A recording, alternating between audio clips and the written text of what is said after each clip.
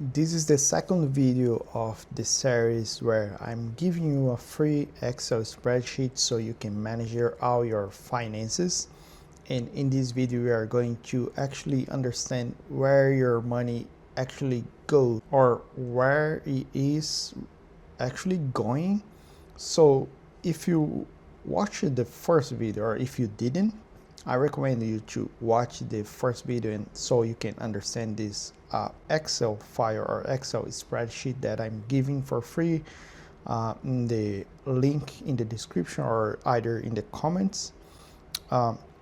So after we add, as an example here, are 100 US dollars K per year, and we have our net pay of 5,000, and then that's really crucial where we can manage I'll call like base costs, which actually is or which actually are our expenses, where you can add. And I'm not big fan of track every dollar. Oh, I spent like a candy of $2, I have to track it. Oh, I spent like a $5 in a cafe and I have to track it. I bought like a coffee, $2, and I have to track it. I'm not a big fan of that. I think that particularly to me doesn't work. That's why I developed this, which you can look at this spreadsheet maybe twice a month or 3 times a month or weekly, but you don't have to spend your time tracking every dollar because this is so boring actually. The big thing is identify your biggest leaks, and to do that you are going to add here all your big expenses. And I recommend you to open your bank account and check like okay, I have these payments, I have all these deductions or payments, that's like automatic payment or whatever it is. And you add here like here I have listed maybe the main ones like mortgage, renting, pet fee, water, sewer, pest control, trash, telephone, gas, internet, telephone for my spouse, electricity, subscriptions. Don't forget subscriptions like Amazon Prime, Disney Plus. If you have like Spotify, Deezer, or Netflix or whatever it is, add all of them here. That's really crucial, and that's something that you might have been missing, and that's why you look at your bank account. Oh, looks like I have like less money than I should, and that's because you're not identifying the biggest leaks. So gas, fuel, grocery. I'm not a big fan of adding grocery here, but I think it's important. And I'm not a big fan because while we do plan some of expense with groceries, but sometimes we are going to like do something differently like a dessert or something, and okay, we have to buy some stuff, and maybe well, personally I think it's not easy and it's not accurate to have grocery here, but you can have like to have an idea like okay, it's like $800, $600, or $1,000, whatever it is.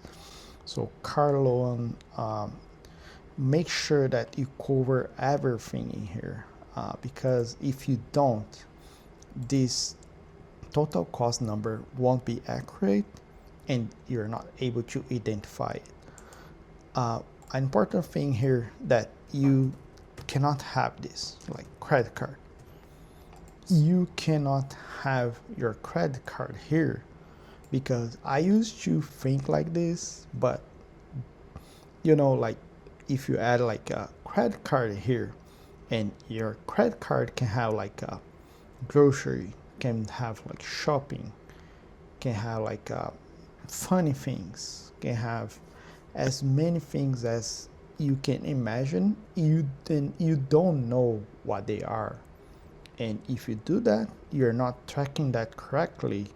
So instead of having credit card here, add like a Netflix, add, for example, here like let's say dinner. I don't know. Let's say that we want to spend like 200 per month for with dinner, and we do have to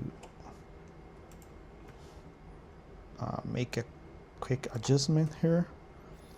Netflix, I don't know how much is that, like $50, I don't know.